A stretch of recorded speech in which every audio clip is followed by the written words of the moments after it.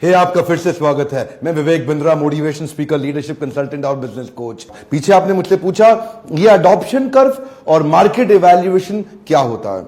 देखिए, कोई भी बिजनेस आप शुरू कर रहे हैं या बड़ा कर रहे हैं, नया प्रोडक्ट लॉन्च करना चाहते हैं, नया बिजनेस बिल्ड करना चाहते हैं, डाइवर्सिफाई करना चाहते हैं, कोई कंपनी एक्वायर करना चाहते हैं, मर्जर करना चाहते हैं, इस प्रकार के बड़े एक्सपेंशन से पहले आपको मार्केट को समझना जरूरी है, मार्केट को एनालाइज करना जरूरी है, अडॉप्शन कर्व को पहचानना। जरा मेरा हाथ देखिए ध्यान से। अडॉप्शन कर्व, मार्केट अडॉप्ट करती है, मार्केट इंटेलिजेंस चेंज होती रहती है। देखिए, ध्यान दीजिए, कंज्यूमर बाइंग बिहेवियर बदलता है। कभी कभी मार्केट में आपका प्रॉफिट भी कम हो रहा है, आपका जो मार्जिन है प्रॉफिट कम हो रहा है, सेल्स भी कम हो रही है। ध्यान दीजिए, कम ऑन, मार्केट में ग्रोथ भी कम हो रहा है और मार्केट की डिमांड भी कम हो रही है। अब ऐसे समय में एडवर्टीजमेंट में पैसा लगाना ठीक नहीं होता। कई लोग कहते हैं यार, ना तो मार्जिन आ रहा है ना सेल्स बढ़ रही है, चलो एड पे खर्चा कर दो। मत करिएगा, एक कम ऑन, सावधान, फिर बता रहा हूं, बिल्कुल मत करिएगा। ये समय वो है जब आपको या तो प्रोडक्ट बदलना है या इंडस्ट्री बदलनी है, मार्केट का एनालिसिस करना जरूरी है। इसी को बोलते हैं अडॉप्शन कर्व। धंधे में शुरुआत करने से पहले सबसे पहले देखिए, जिस भी बिजनेस में आप घुसने जा रहे हैं उस प्रोडक्ट की नीड, उसकी अर्जेंसी कितनी ज्यादा है। अर्जेंसी ऑफ द प्रोडक्ट वो सबसे इंपॉर्टेंट चीज है। कितना अर्जेंटली नीडेड है वो प्रोडक्ट। कोई ऐसी चीज तो नहीं बना रहे जिसकी कोई जरूरत ही नहीं है मार्केट में। कोई ऐसी चीज तो नहीं बना रहे जो देखने में तो यूनिक लग रही है लेकिन द क्वांटम ऑफ नीड बहुत कम है उसकी, रेलेवेंस ऑफ नीड बहुत कम है उसकी, तो लंबा चलेगा ही नहीं। अच्छा, बिजनेस में घुसते वक्त देखिएगा उस बिजनेस का मार्केट साइज है कितना बड़ा। मार्केट साइज का मतलब है अंडर वाटर जाली बुनने की ट्रेनिंग, उसकी मार्केट साइज बहुत कम होगी भाई। लेकिन कैंसर की बीमारी का ट्रीटमेंट, उसकी मार्केट साइज बहुत बड़ा है। डायबिटीज की बीमारी का ट्रीटमेंट, उसका मार्केट साइज बहुत बड़ा है। आप जिस बिजनेस में घुस रहे हैं उसका मार्केट साइज देखिए। उसके बाद देखिए उसका कोका कैसा है। कोका के ऊपर मैं एक वीडियो भी बनाया था, आपने देखा होगा शायद। कोका का मतलब है कॉस्ट ऑफ कस्टमर एक्विजिशन, यानी कि एक कस्टमर को एक्वायर करने में कितना खर्चा लग जाता है, क्या बड़ा महंगा पड़ता है कस्टमर एक्वायर करने में।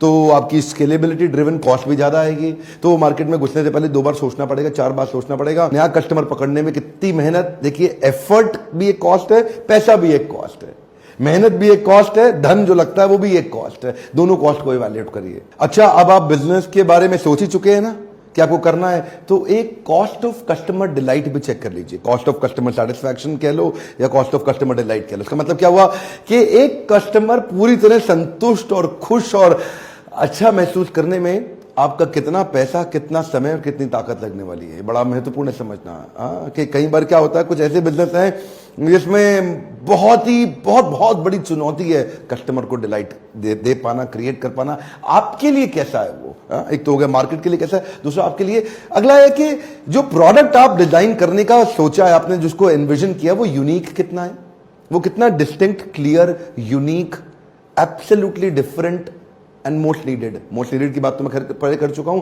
कि नीडेड तो है मार्केट में, लेकिन यूनिक भी है कि नहीं है। ऐसा तो नहीं है कि आप कोई सेम चीज करने जा रहे हो जो बाकी सारे कर रहे हैं। जब मार्केट में बहुत ज्यादा ऑप्शन तो आपको डिस्काउंट देना पड़ेगा। जब मार्केट में बहुत ज्यादा ऑप्शन तो आपको उधार भी देना पड़ेगा। जब मार्केट में बहुत ज्यादा ऑप्शन तो आपको बेइज्जती भी सहनी पड़ेगी। जब मार्केट में बहुत ज्यादा ऑप्शन है आपके खिलाफ, यानी कि इससे खरीद लो, इससे खरीद लो, इससे खरीद लो, इससे खरीद लो, किसी से भी खरीद लो, तो आपसे क्यों खरीदो, क्यों खरीदो आपसे?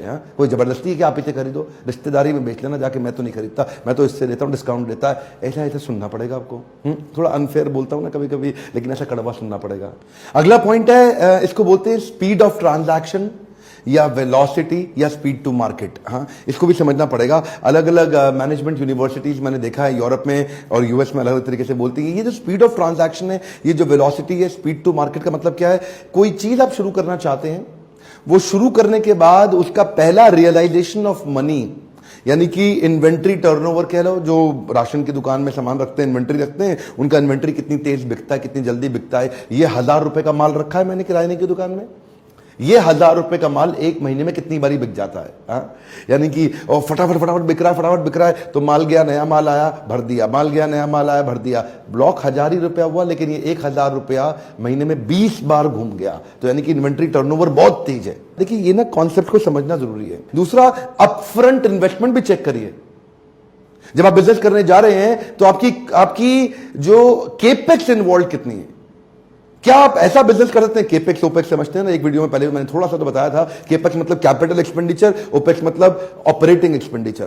केपेक्स का मतलब शुरू में क्या बहुत बड़ा पैसा आपको ब्लॉक करना पड़ रहा है, बहुत बड़ा अगर अमाउंट ब्लॉक कर दोगे तो पैसा संभालने के लिए वर्किंग कैपिटल रहेगा नहीं आपके हाथ में, और अगर वेफर स्लिम मार्जिन, अगर थिन मार्जिन, तो वैसे ही धंधा लंबा चलेगा नहीं आपका। आपकी अपफ्रंट पैसा कितना लगने वाला है, क्या वो आप उसको अफोर्ड कर सकते हैं कि नहीं कर सकते हैं।